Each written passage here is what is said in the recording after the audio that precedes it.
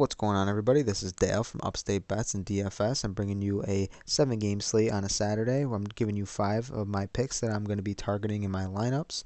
Unfortunately, Riaz is not here today, so it's going to be a quick video because unfortunately, not going to be able to get his analysis. He's got some things going on at home, so I think that he'll be back tomorrow. Let's hope so. We're just going to get right into it. With last video, we went with LaMelo Ball at the point guard. Um, we didn't know if Terry Rozier was going to play when we recorded the video late last night. He did end up playing, but it didn't really affect LaMelo's minutes as much. But LaMelo only played 29. I believe he played 28 or 29 the game before that too. So we'll start to see if he will creep up into the 30s. Which, I mean, there's no reason why he shouldn't be playing that many minutes. Second year guy, and the team, I feel like needs him to contribute on minutes wise. But I mean, they are winning, so they can't complain there. At shooting guard, we ended up going with Jalen Green. And a lot of my lineups I targeted this game, and I targeted a lot of the Thunder guys, and I thought there was going to be a lot of value on the Thunder, but unfortunately no one on the Thunder caught any sort of fire. But we did go on Jalen Green at 4,800. He wasn't cold, he wasn't hot. He only played 26 minutes, but it was a blowout win, so it's just really awkward right now in the NBA with these early games in the season. We don't really know what rotation is going to be like, especially if there is a blowout. And there's been quite a bit of blowouts in my opinion, but he shot the ball 11 times. He hasn't been shooting it very well, but we'll start to see him pick up. Maybe his price will go down a little bit, and if we can get them maybe in a tighter game. Well, I think this game was projected to be pretty tight, but if we can get them in a tight game, I think he's going to play a lot of minutes, and we're kind of just waiting for him to have a big game. So we'll see him go down in the late game. We had LeBron James going against the Phoenix Suns. He did not play well at all. He played 37 minutes though.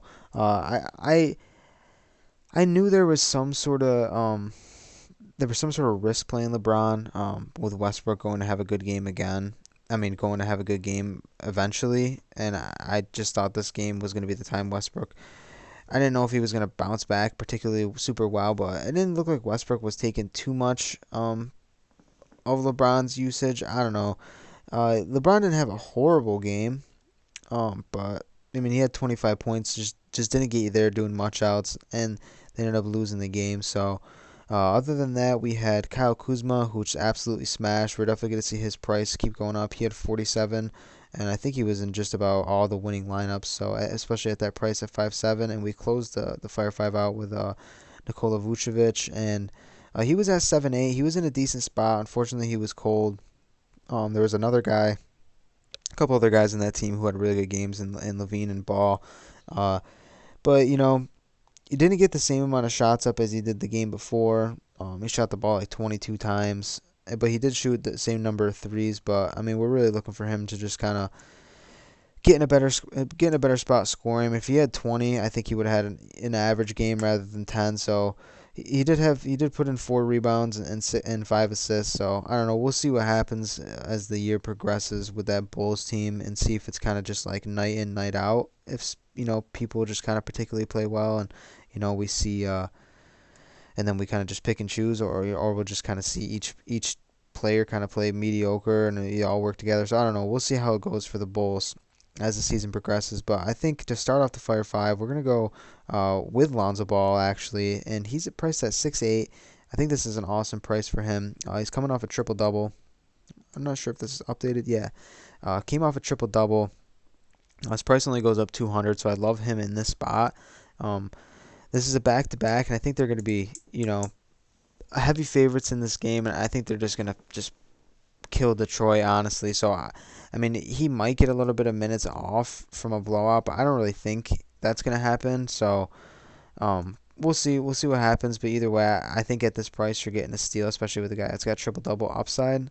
So we'll plug in Lonzo there at the point guard, and then at 5.5 at shooting guard, we're going to go Hero. He's also point guard eligible.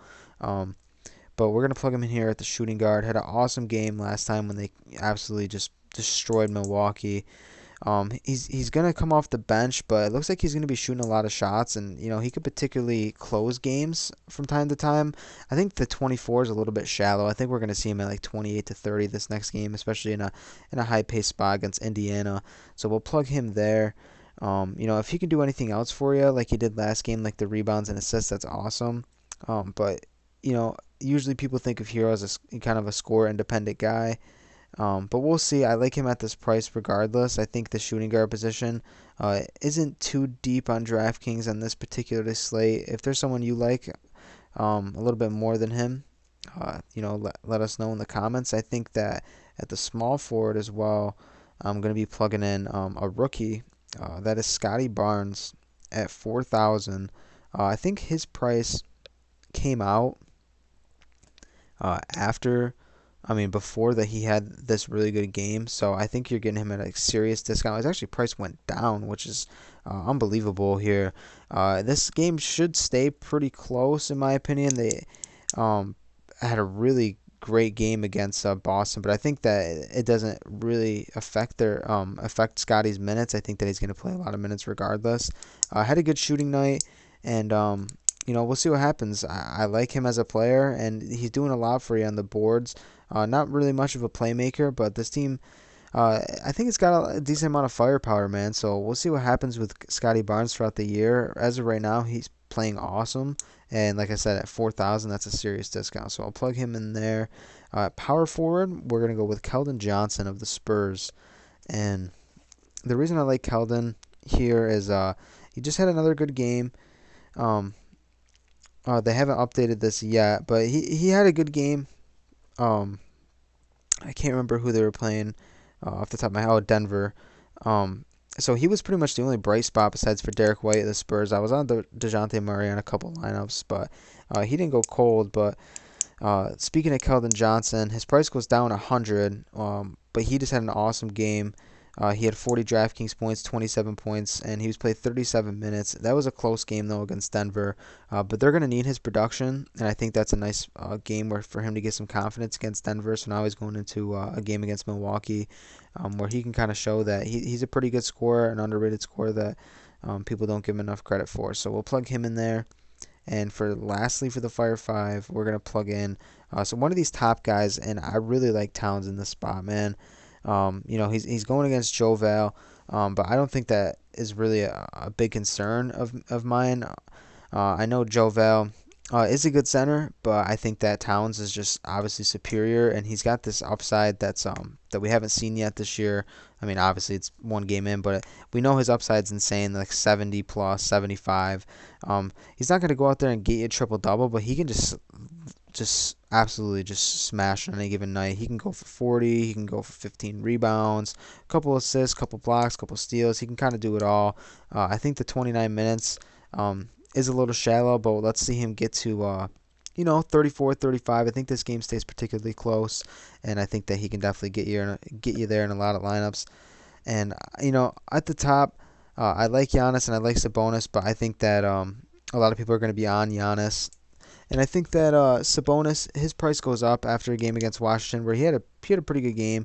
It stays right around his. I think his average really is like 50. I always like playing Sabonis, but we'll see on that back to back. It's not like they're gonna rest him, I don't think, but I think Turner just had an awesome game. So I don't know.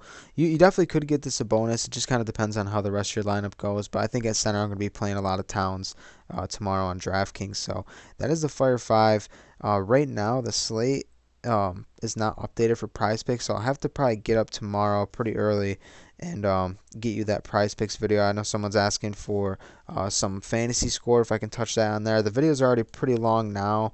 But if you guys I definitely can touch some fantasy score. Usually they're just locked at the time when I do the video, so I can't get to them. But either way, that's the Fire 5 for DraftKings, and hope you guys have a good night betting, and we'll see you on the next one. Peace.